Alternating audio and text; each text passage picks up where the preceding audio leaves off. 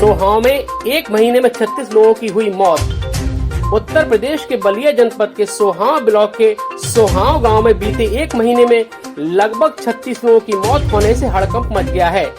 वहीं आप देख सकते हैं कि इस गांव में किस तरह से सन्नाटा पसरा हुआ है। यहां तक कि एक परिवार के तो 3 लोगों की मौत हो चुकी है।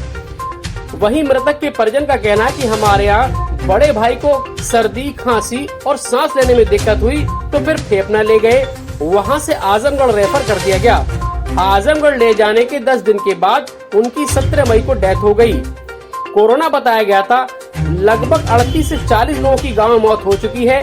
स्वास्थ्य विभाग से कोई व्यवस्था नहीं है, न ही किसी प्रकार का छिड़काव किया गया है और न ही कोई स्वास्थ्य विभाग का कर्मचारी यहां आया है। मौत हमारे गांव के अंदर एक महीने में यानी 18 अप्रैल से लेकर 21 मई तक लगभग 3 दर्जन लोगों की मौत हो चुकी है। जांच हुई नहीं। कोरोना की अगर जांच हुई होती तो हम कह सकते थे कि कोरोना से मौत हुई है, लेकिन जितने लोग मरे हैं सारे लोगों के लक्षण एक जैसे ही हैं, सर्दी, जुकाम, बुखार और उसके बाद ऑक्सीजन का लेवल कम हो जाना। और ये लक्षण है और अखबार, मीडिया, सोशल मीडिया पर देखने पर पता चला कि कोरोना के सारे लक्षण हैं। इसलिए लग रहा है कि हमारे गांव को रेड जोन में हो जाना चाहिए और सारी मौतें कोरोना से हुई हैं। लेकिन गांव में मौत होने के बाद केवल 2 दिन सैनिटाइजर का छिड़काव किया गया। लगभग 35 से 40% भूभाग पर हुआ है और स्वास्थ्य विभाग से केवल 3 लोग आए थे जो महज 50 किट लेकर आए, जो कि सिर्फ 2 घरों की जांच हो सकी। वहीं एक ही परिवार से 3 लोगों की मौत हुई है, जिसमें पूरा परिवार सहमा हुआ है। कल स्वास्थ्य विभाग की टीम आई थी जो केवल 17 लोगों की जांच करके ले गई। कितने लोगों की मौत हुई है, क्या कैसे मरे हैं लोग? जितेंद्र नाथ राय 19 अप्रैल को उनका डेथ हो गया जी। उनके क्रिया उरिया में उनका दामाद थे श्यामाकांत राय कोठिया, वो आए थे काम में। उसके बाद मंजू राय का डेथ हो गया, उनकी बहन थी जितेंद्र नाथ राय की, उनकी कब 12 मई। तो आपके यहाँ 3 लोगों की मौत हुई है। हाँ, उसके बाद 16 मई को हम लोग ये विजय विचित्र नारायण राय को लेकर गए थे बलिया सरकारी हॉस्पिटल। वहाँ पर दवा ववा देकर और छोड़ दिए कि लेकर घर जाइए। 3 लोगों को क्या हुआ था? 3 लोगों को सांस लेने में दिक्कत हो रही थी जी। ये विजय विचित्र नारायण राय को थोड़ा सीना में दर्द था और ऑक्सीजन 85-86 चल रहा था जी। बलिया लेकर गए हम लोग सदर हॉस्पिटल में। तो वहाँ उन्होंने दवा सुई दी है और पीला पर्ची पर लिख कर दे दिए दवा कि बाहर खरीद लीजिए और घर लेकर चले जाइए। यहाँ पर सारे कोविड के मरीज हैं, फंस जाएंगे आप लोग। हम लोग लेकर चले आए। फिर 3-4 रोज 20 तारीख को उनको सीना में हल्का हल्का दर्द हुआ तो लेकर हम लोग गाजीपुर गए।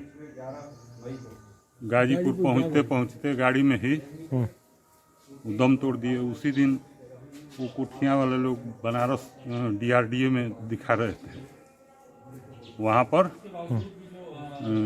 उनका भी डेथ हो गया 20 मई को।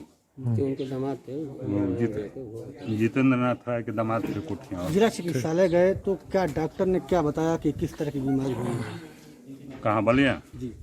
बलिया उन्होंने कहा कि ये ऑक्सीजन इतना है 89, आप लोग दवा ले लीजिए, 1-2 घंटे रोक कर देख लीजिए, हम दवा लिख दे रहे हैं, आप लोग दवा खरीद लीजिए बाहर से और लेकर घर चले जाइए, ठीक हो जाएंगे। उनको टेस्ट कराया गया था? नहीं, कुछ नहीं कराया गया। क्या अब तक आपके गांव में जांच टीम आई थी स्वास्थ्य विभाग की? एक बार भी नहीं, अभी तक नहीं आई? नहीं, कल आई थी हमारे दरवाजे पर जी। 17 लोगों का जांच हुआ है यहाँ पर। अच्छा, कल जांच टीम आई हाँ, थी? कल आई थी। ठीक। मेरा नाम जयपाल यादव है, इस गांव का पूर्व प्रधान है। इस समय वर्तमान में मेरी पत्नी श्रीमती बबीता यादव। जी प्रधान जी, देखा जा रहा है कि आपके गांव में अब तक कितनी मौतें हो चुकी हैं? कितने लोगों की अब तक मौत हो चुकी है? देखिए, मौत तो हमारे गांव में एक महीने के अंदर 18 या संभवतः 19 अप्रैल से लेकर के और परसों तक लगभग 3 दर्जन मौतें हो चुकी हैं। जांच हुई नहीं है।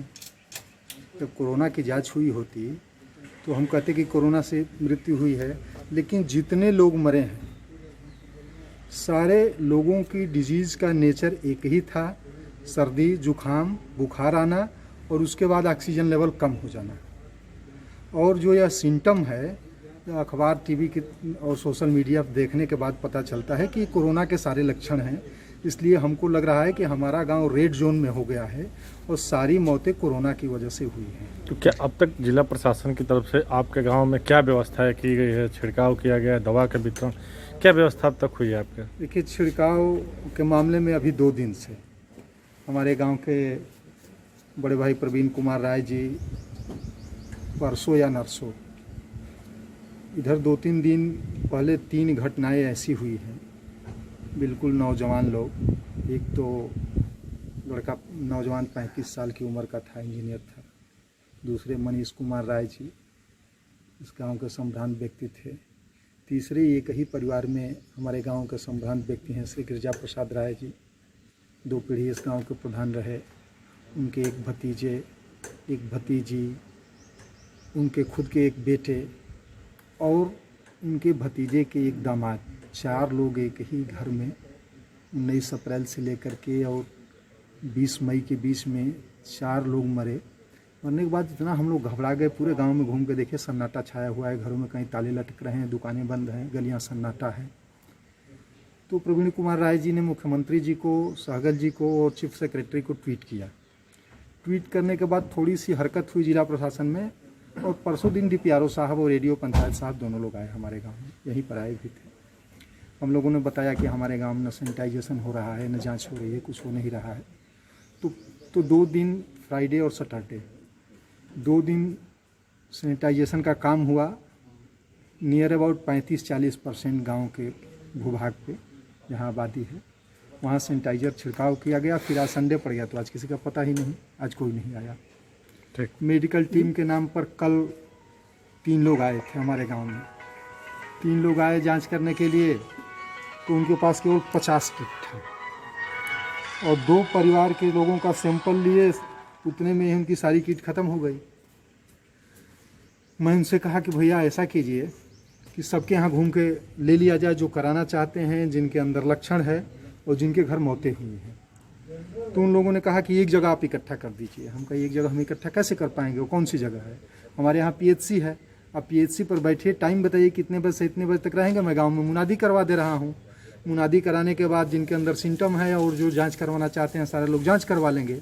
तो उन लोगों ने कहा कि हम एक जगह बैठ के नहीं कर सकते हैं हॉस्पिटल पे, इसलिए कि पूरे नहीं क्षेत्र में आप जोड़ लीजिए कितना गाँव है और केवल 2 ही लोग जाँच करने वाले है ही हैं, तो हम कैसे करेंगे? तो उनका यही जवाब था। तो जांच नहीं हुई? 50 लोगों की हुई, 50 किट आया था, 50 लोगों की हुई, फिर कहा अगले दिन आएंगे, आज नहीं आए। सर क्या नाम है आपका? राकेश कुमार राय। जी, कहाँ का रहने वाले हैं? यही सोहाव के। सोहाव के। किस तरह की घटना हुई आपके यहाँ और कैसी घटना हुई?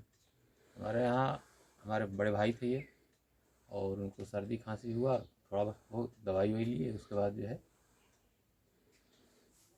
उनको सांस लेने में दिक्कत आई। तो ये फेफना ले गए, फेफना से वहाँ रेफ़र कर दिया गया, वहाँ से आजमगढ़ गए। आजमगढ़ जा करके 10 दिन रहे, उसके बाद डेथ कर गए। कब इनकी डेट हुई थी? 17 तारीख को। 17 मई को कि अप्रैल मई में? 17 मई को डेथ हुई थी। डॉक्टर क्या बताया आपको, किस तरह की बीमारी हुई है? डॉक्टर तो कोरोना बताया। कोरोना बताया। जांच कराई गई थी? जी, वहाँ जांच रिपोर्ट है। जी। आपके गांव में कितने लोगों की मौत हो चुकी है? लगभग 38 से 40 लोगों की। क्या व्यवस्थाएं हैं यहाँ पे स्वास्थ्य विभाग के? कोई व्यवस्था नहीं है, न कोई छिड़काव हुआ है, न कोई स्वास्थ्य कर्मचारी आया है यहाँ पे, न कोई टेस्टिंग हुई है।